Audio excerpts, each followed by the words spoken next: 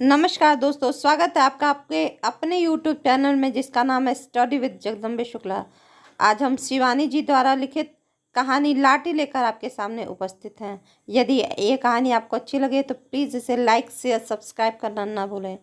कप्तान जोशी अपनी रोगिणी पत्नी बानो के साथ टीबी अस्पताल गोठिया सैनिटोरियम के बंगला नंबर 3 में पलंग के पास दिन भर आराम कुर्सी डाले बैठा रहता था।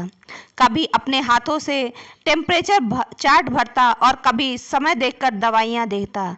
बगल के मरीजों को भी बड़ी तृष्णा और चाव से सेवा करता था। कभी वह मीठे स्वर में पहाड़ी झोड़े गाता, जिनकी मिठास में तिब्बती बकरियों के गले में बंधी घंटियों की सी झुनुक रहती। पहाड़ी मरीज हुक्म कर कहते, वाह कप्तान साहब वाह।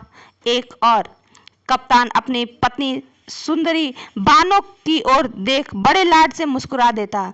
बानो का गोरा चेहरा बीमारी से एकदम पीला पड़ गया था। वह दिन रात कप्तान को टुकुर टुकुर देखा करती थी। उस दिनों गोठिया का डॉक्टर एक अधेड़ स्विस था। उसने कप्तान से कहा, तुम जरा भी परहेज नहीं करते, मरीज को दवा से जीता जाएगा, मोहब्बत से नहीं। कप्तान लाल पड़ गया। उन्हीं दिनों कप्तान के बूढ़े पिता का पत्र आया। पत्र में उसने लिखा था कि उनके 10-20 पूत नहीं थे। वह बीमारी सत्यानाशी है, किंतु कप्तान पहले की तरह अलमस्त डोलता। कभी बानों के चिकने केशों को चूमता, कभी उसकी पलकों को, कभी कभी कभी किसी से मजाक करता। कुछ दिनों बाद कप्तान उदास रहने लगा। बानो की बड़ी बड़ी आंखों में भी उदासी के डोरे पड़ गए। कप्तान को वे पुराने दिन याद आने लगे जब वह बानो को अपने ओवरकोट में लपेटकर अपनी देह से सटाए लंबे चीड़ की छाया में बैठा रहता था। वह बानो की हर जिद पूरी करता था। एक दिन शाम होते ही बानो मुरझाने लगी। डॉक्टर दलाल आया और कमरा खाली करवाने का नोटिस दे दिया। कल ही मरीज को यहाँ से ले जाना होगा। मरीज 3 दिन से ज़्यादा नहीं बचे थी। कप्तान का चेहरा सफ़ेद पड़ गया। दूसरे दिन सुबह उठा तो देखा बानो पलंग पर नहीं थी। खोज हुई किंतु बानो कहीं नहीं मिली। दूसरे दिन घाट पर बानो की साड़ी मिली। शायद मृत्यु से पूर्व ही बानो ने मृत्यु की नदी में चली जाने का निश्चय कर लिया था। कुछ दिन तक कप्तान उसी साड़ी को छाती से लगाए फिरता रहा। 1 साल बाद कप्तान का फिर विवाह हुआ। कप्तान की नई पत्नी के पिता मेजर जनरल थे।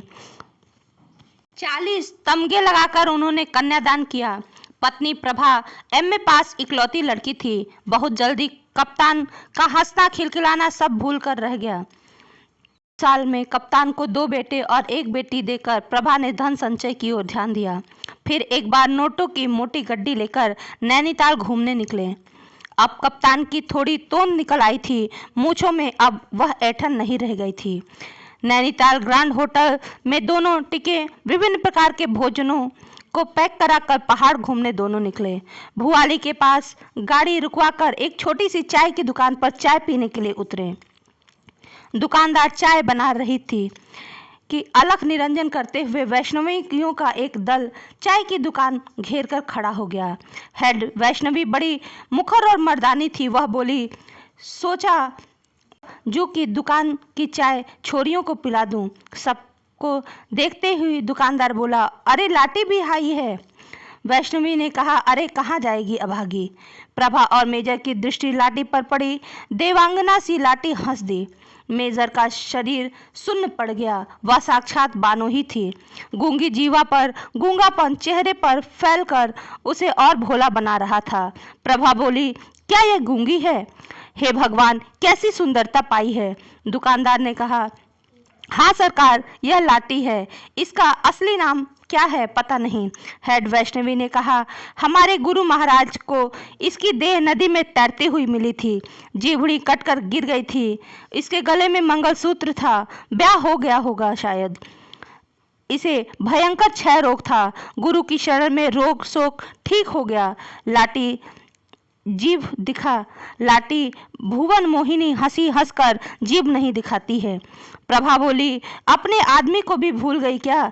वैष्णवी बोली, इसे कुछ भी याद नहीं, फिपक फिपक कर हंसती है बस। चाय का पैसा देकर वैष्णवी उठ उठ साली लाठी हल्की सी ठोकर मारकर लाठी को उठाती है।